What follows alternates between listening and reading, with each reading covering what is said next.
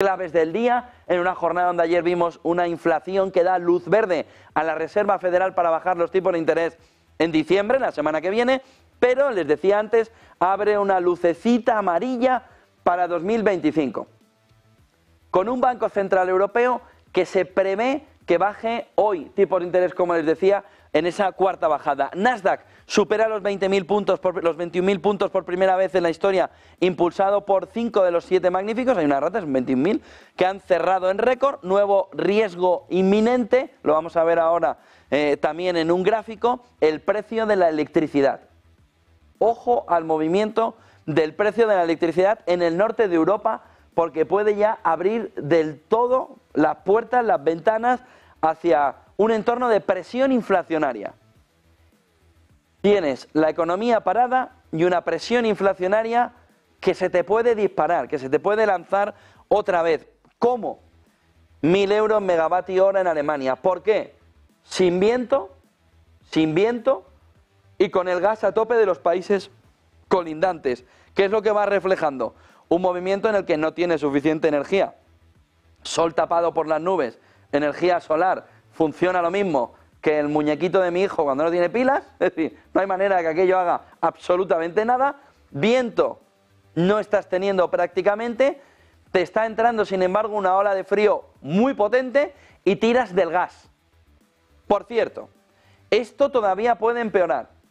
Están en Europa, en Bruselas, intentando ver si esa prohibición del tránsito del gas ruso por Ucrania, que aliviaba una parte del este de Europa, en la prohibición lo que va a hacer es disparar todavía más los precios del gas. Con lo que esta fotografía todavía puede empeorar. Tenemos un gráfico, a ver si podemos verlo, sobre la electricidad, el precio de la electricidad en Alemania. Un gráfico de Bloomberg, en el que Holger Zappage pone la fotografía en el donde estuvimos, aquí teníamos la inflación disparada en Europa, guerra de Ucrania, cómo caminó a una reducción del precio, donde empezamos ya a notar que el precio en el conjunto europeo empieza, pero sobre todo por Alemania, empieza a dar un síntoma de crecimiento otra vez. ¿Por qué? Porque más o menos la línea que nos estaba marcando los precios bajos, la inflación en Europa, estaba aquí. Rota ya en esta parte, lo que nos está marcando es que hay tensión, sin viento, como les decía, sin sol en el norte de Europa, con la llegada del frío y con la entrada del gas.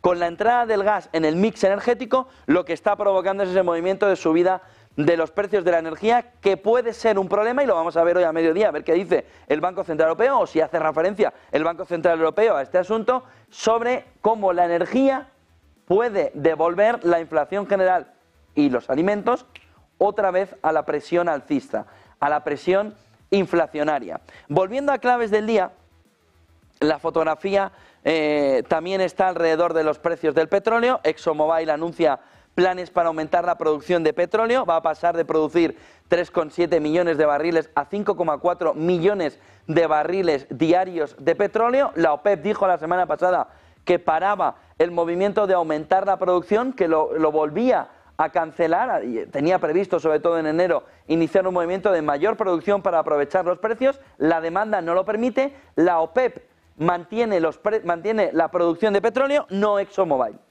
ExxonMobil sí hace un movimiento para aumentar la producción de petróleo.